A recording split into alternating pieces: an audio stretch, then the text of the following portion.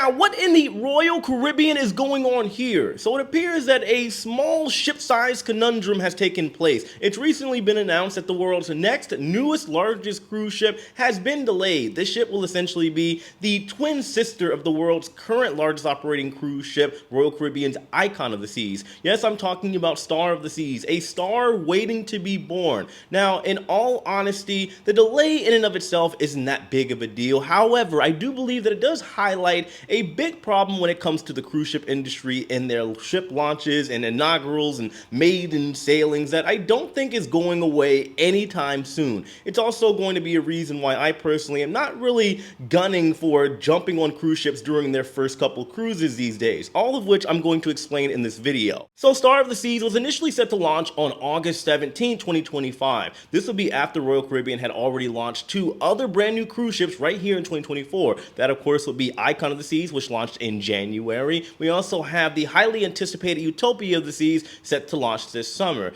Now, due to unfortunately delays going on at the Turku shipyard over in Finland, we now have a delay with Star of the Seas. It's only 2 weeks, however. It was supposed to launch on August 17th. It will now be moved to August 31st, 2025. You're probably wondering, what does this mean for the passengers that have already paid their doubloons, their monies to sail on board the August 17th inaugural sailing? Well, Royal Caribbean has given them a few options that are pretty decent. For starters, they can be automatically shifted to that new sailing date of August 31st, and of course it would be a like-for-like room cabin change. No additional charges will be added, with the exception of their port taxes and fees that they have to pay, any gratuities or tips, or any non-cruise fare items. Number 2, passengers initially sailing on the August 17th inaugural sailing for Star of the Seas can be moved to another Icon class cruise ship, that of which being Icon of the Seas, that has a sailing on that same initial date of August 17th. They can move over there, or they can be moved to an Oasis class cruise ship, that of which being Wonder of the Seas has a sailing on August 16th. Of course, their room categories and selections will still be honored. If those room categories on those other ships are cheaper, they will also honor that as well. And as far as paying the port taxes and fees and all that jazz, it would still be applicable, same as the first option. Number 3, if you are not satisfied with the new inaugural sailing date for Star of the Seas, if you don't want to jump on Icon of the Seas, if you don't want to jump on Wonder of the Seas, then you can rebook to any other cruise ship. However, you will be responsible for any difference in price, and same as the other options, the port taxes, fees, any other add-ons that you might want to include for your cruise. And finally, if you don't like any of that at all, you can go ahead and cancel to receive a full refund. However, here's the caveat to that. You only have until March 12th to decide. I must admit, that is a tight window. We're going to need some elbow grease to get in there. 2 weeks and some change to decide on what you're going to be doing a year and a half from now. I understand it's a business. It's a tight fit as far as all the factors and moving pieces, and this is a gripe or concern that I have when it comes to inaugural ships and the launches. I have been to 3 shipyards in my life. I've been to Meyer Werften over in Germany before it shut down and went bankrupt. I've been to Turku over in Finland, and I have been to Saint Nazaire over in France. And when they were building Wonder of the Seas, I went over there, did a tour. Pretty cool experience. It takes about a year, 12 to 18 months, so a year and a half to build a cruise ship. And that is not including any of the planning that goes into the building and design of the ship prior to it. It takes years for things to get kind of locked in and set in for the ship construction to actually take place. Once the ship has been constructed and put together, there is a handover that takes place between the shipyard and the cruise line. There could be some issues here and there because whenever the, let's say, design is put together for the cruise ship, it cannot be changed. So usually, I want to say a couple years out, the design is finalized and signed between the cruise line and the shipyard, and they're going to build it as is. Should the cruise line make any, let's say, decisions to change a certain thing, they can't go to the shipyard in most occasions and try to change things up from there. The shipyard will say, we're going to build it how you guys signed the paperwork for it, and then after that, you can take it to whoever you want to fix it. And I do believe that when you're talking about delays and stuff of that nature, there could be some negotiations going on, things that we don't know about, but there is also the potential, if we're already seeing a 2-week delay, I'm not saying that it's going to happen, we could potentially see some other future delays or things just simply not being ready in time for before that newly appointed August 31st launch date. Getting into the main point of this, why I personally am kind of somewhat opting out of going out of my way to do inaugural sailings, because you see things like this where delays happen and people have been planning these cruises for years. Some people will plan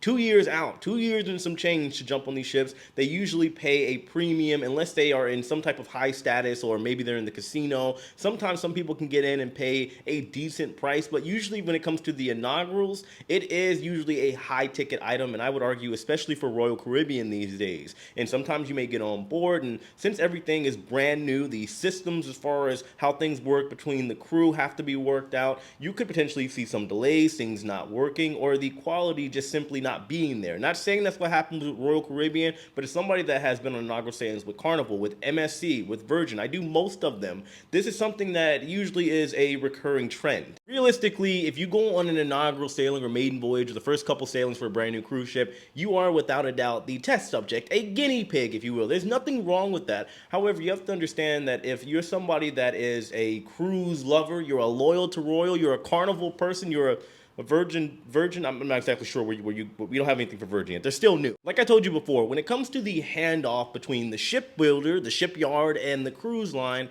it happens pretty quickly, and there's not a lot of room for any changes or any corrections that may or may not need to be done. When you look at Royal Caribbean alone as far as delays, Odyssey of the Seas was delayed, Wonder of the Seas was delayed, Icon of the Seas was delayed. Now given, they fault that to the pandemic, so we can scratch that as a whatever, it happened, and well, things should be flowing better now, right? Wrong, because you have to think of a cruise ship more or less like an airplane. Whenever an airplane is built, it essentially cannot stop flying unless it's for some severe maintenance. They try to get the planes in the sky at all times. Why? Because it's always costing money. A cruise ship is more or less in the same category. It's not like a resort or a hotel, for example, where the property is bought and yeah, they can maybe turn the lights off for a little while and stack up some money. All cruise ships, for the most part, with the exception of them going into a dry dock, they are always costing money, something that everybody found out very quickly when it came to the pandemic. Thankfully, right now I'm actually over in Miami. I'm at the Miami cruise port. I can see it right outside of my balcony. This port here allowed Royal Caribbean and the rest of the cruise lines to dock over here free of charge. It was kind of like a partnership deal, very nice of them. However, cruise ships have to keep a ship manned, usually around 100 people on board, no matter if anything is going on, really. If there's no passengers on board like we saw during the pandemic, it's still going to cost a lot of money because the ships have to keep on moving. Long story short, I do believe things will, of course, work out for Star of the Seas.